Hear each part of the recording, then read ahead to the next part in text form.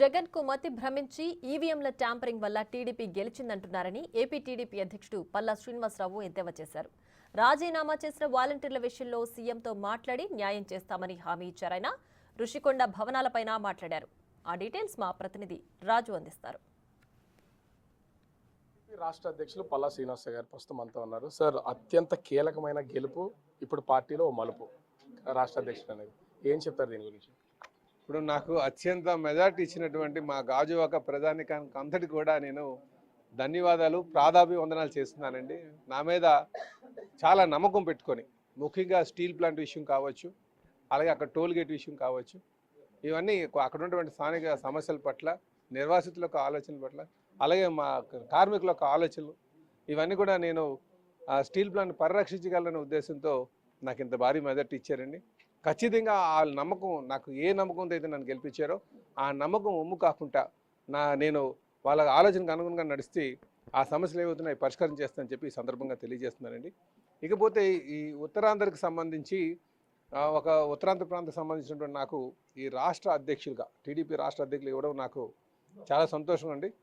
ఎందుకంటే ఈ పార్టీ కీర్తిశేషులు నందమూరి తారక రామారావు గారు పెట్టినటువంటి పార్టీ. ఈ పార్టీ ఒక పవిత్రమైనటువంటి ఆలోచనతో పెట్టినటువంటి పార్టీ. ఇందులో నాకు అధ్యక్షుల పదవి దొక్కడం అంటే నాకు నా పూర్వజన్మ సుకృతంగా నేను భావిస్తానని చెప్పి ఈ సందర్భంగా తెలియజేస్తున్నానండి. ఒక పార్టీ రాష్ట్ర అధ్యక్షుడిగా ఈరోజు చాలా రోజుల తర్వాత రిజల్ట్ వచ్చిన చాలా రోజుల తర్వాత మాజీ సీఎం జగన్మోహన్ రెడ్డి ఈవీఎంల వల్లే టీడీపీ గెలిచిందని ఒక ట్విట్టర్ ద్వారా ఒక పెద్ద పోస్టే వేశారు. నిజంగానే మీరు ఈవీఎంల ద్వారా గెలిచారో ఆయన లేకపోతే ఆలోచన క్షీణించి ఈ విధమైనటువంటి వ్యాఖ్యలు చేస్తున్నారనుకోవచ్చు? ఆలోచన క్షీణించే ఇలా మాట్లాడుతున్నా అనుకోవాలి. అలాగైతే బీజేపీ వారు 240 సీట్లకి ఎందుకు 350 సీట్లు తెచ్చేసుకోవాలి కదా. కనుక ఇవన్నీ కూడా ఓటమి కారణాలు ఏంటో అన్వేషించుకోవాలి. మీ ఆలోచన విధానం దీనికి ప్రధానమైన కారణం అని భావించకంట ఆ ఈవీఎంల మీద పెట్టడం మంచి పద్ధతి కాదు. ఇప్పటికైనా మీ ఆలోచన మార్చుకోండి.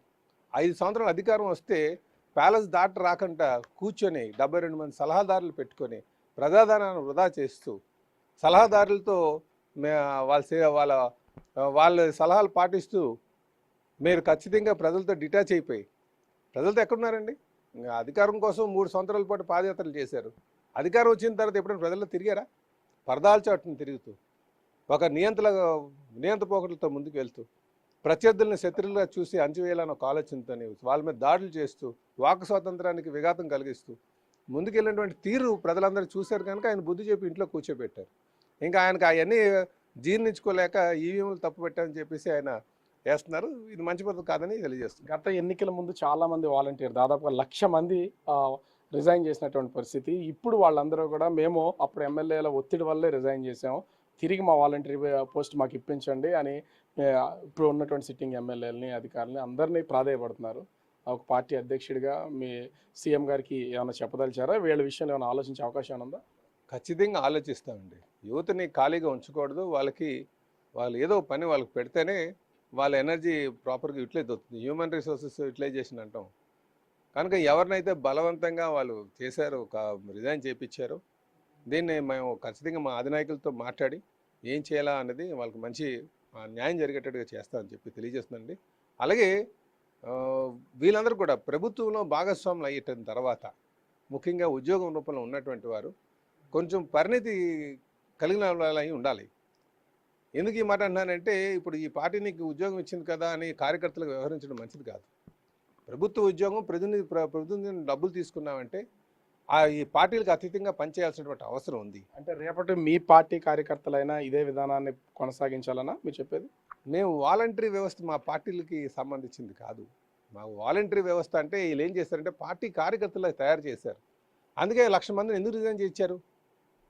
మనం ఆలోచన చేసుకోవాలి. వాళ్ళు బ్లాక్మెయిల్ చేయడమే కదా. నువ్వు కార్యకర్తగా వ్యవహరించాలని చెప్పారు కదా.